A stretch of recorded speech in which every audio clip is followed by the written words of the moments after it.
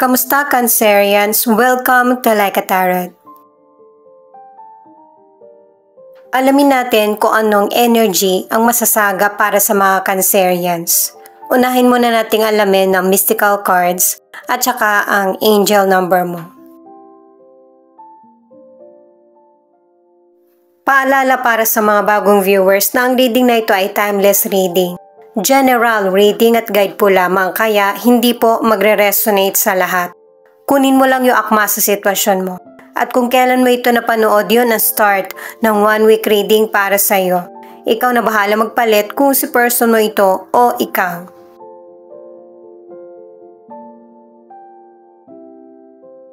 Kukunin ko na itong mga ipinakitang cards.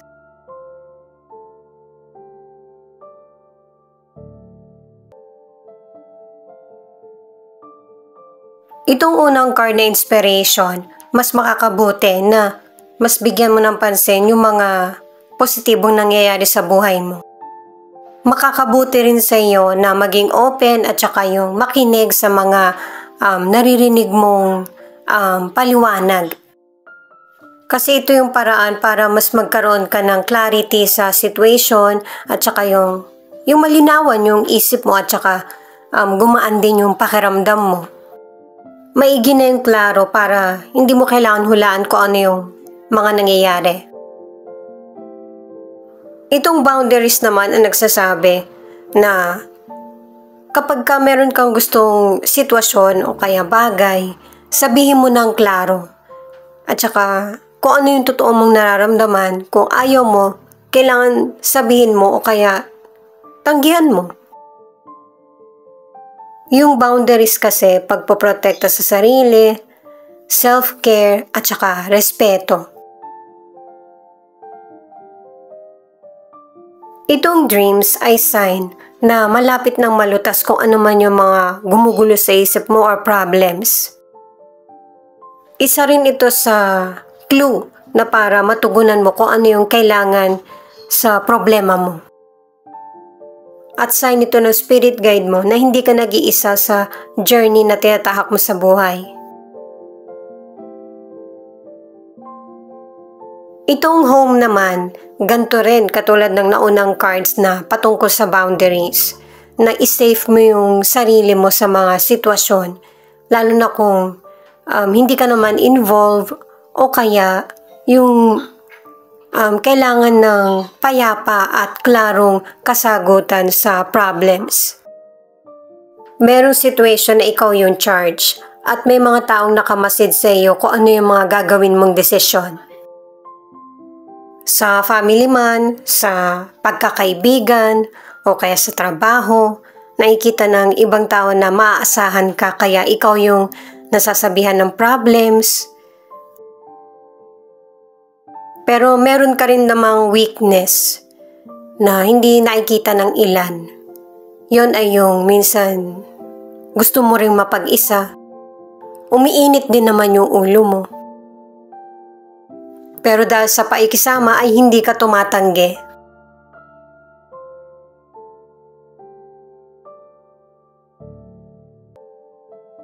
"1111, highly spiritual number, leveling up, sign of manifestation." Maraming i-offer sa'yo ang universe na para mag-level up yung buhay mo. Pero kailangan kaharapin mo din kung ano yung mga challenges na darating sa'yo bago makamit yung minamanifest mo.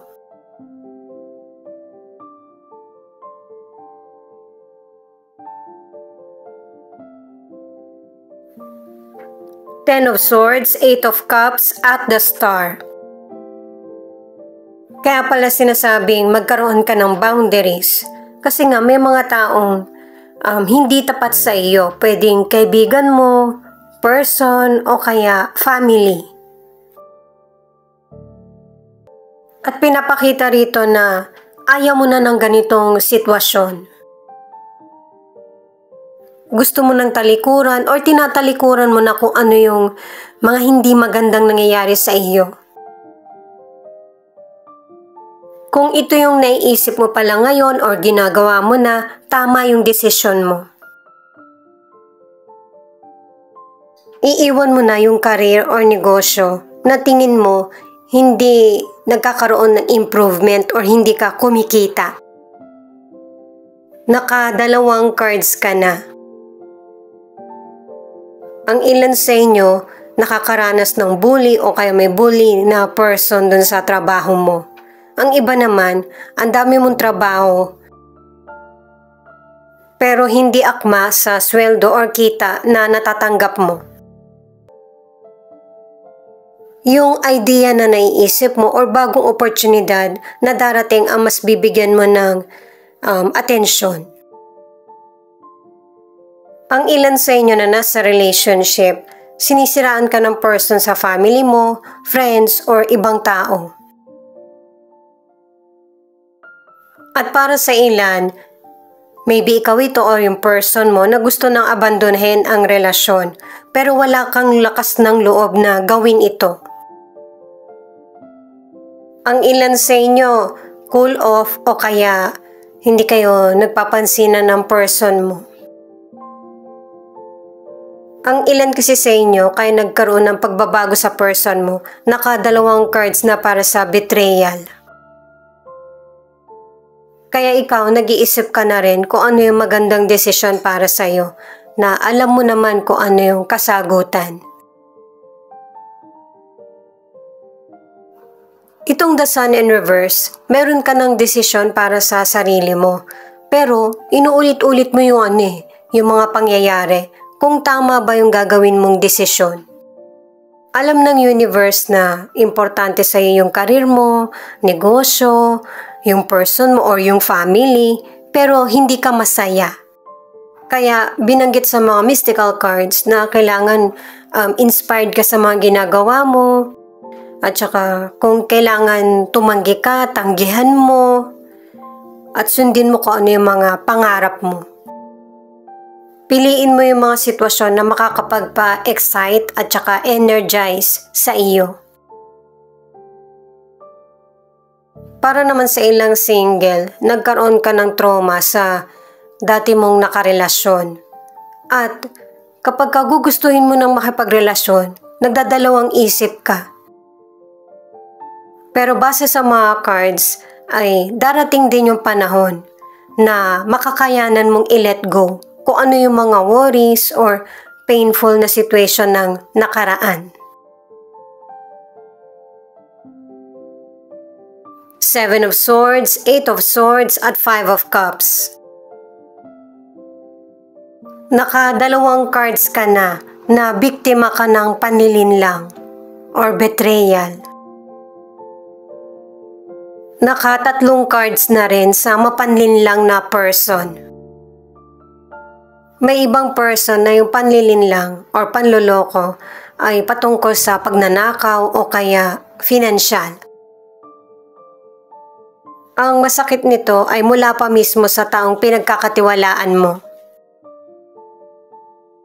At pinapayuhan ka ng cards na huwag ka mag-focus sa nakaraan or sa sitwasyon.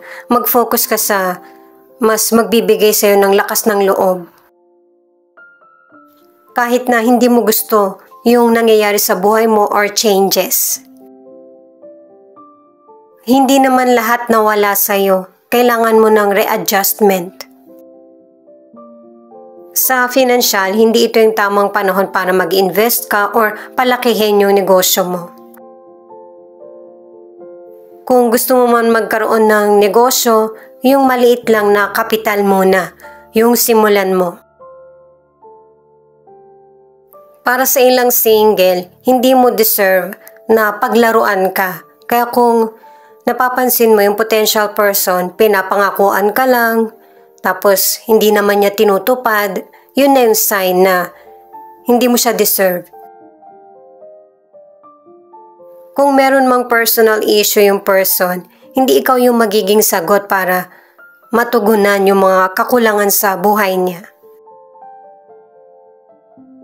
May ilang person na hindi mo pa rin makalimutan yung past, akala mo siya na talaga yung the one.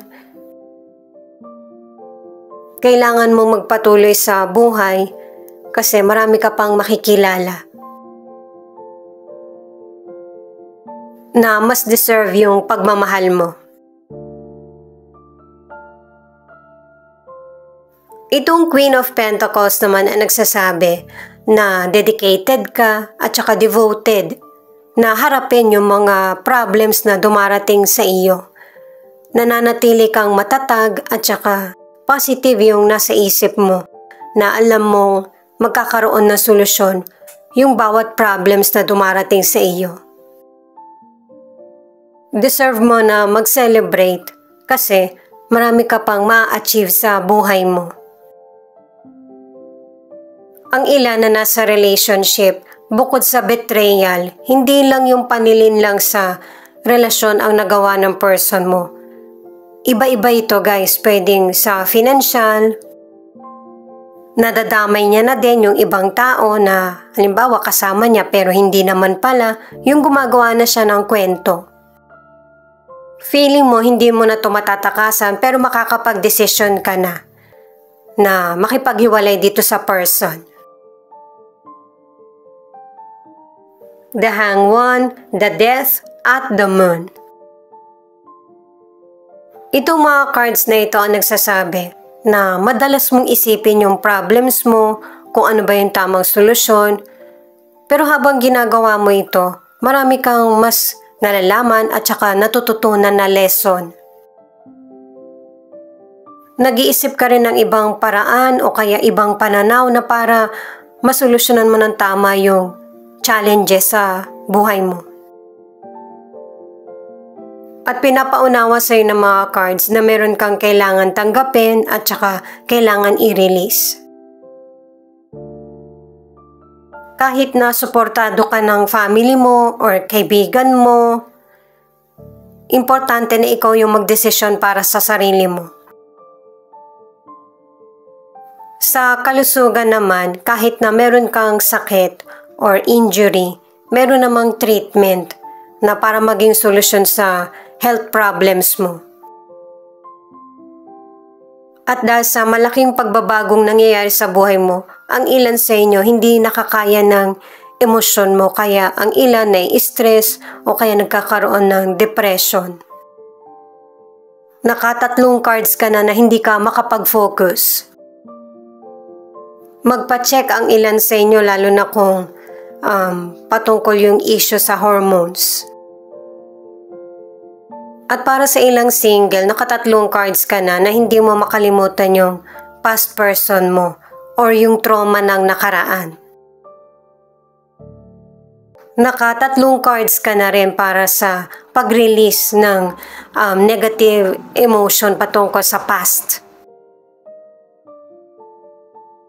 At yung nangyari sa past ang magiging guide mo para hindi ka na malinlang pa ng iba.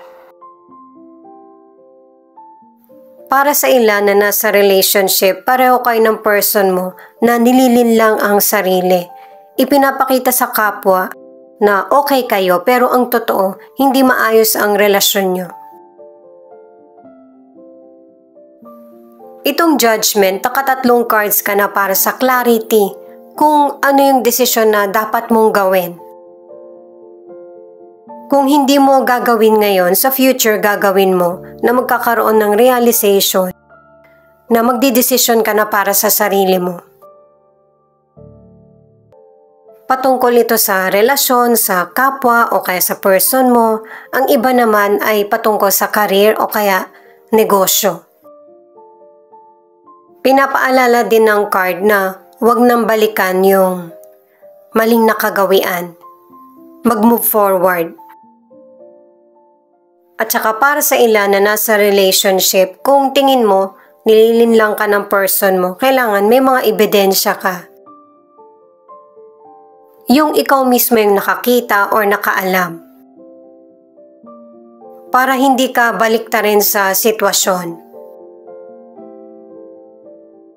Ito naman yung ilan sa 12 zodiac sign na nangunguna sa reading na ito. Thank you nga pala sa mga nag-like, share, comment, and subscribe. Ingat po kayo palagi saan man kayo naroon.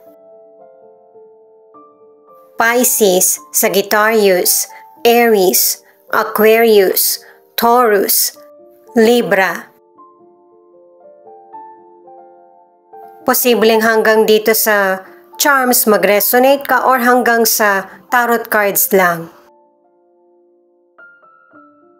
Ito naman yung posibleng andito yung letra ng pangalan ng person mo or letra ng pangalan mo.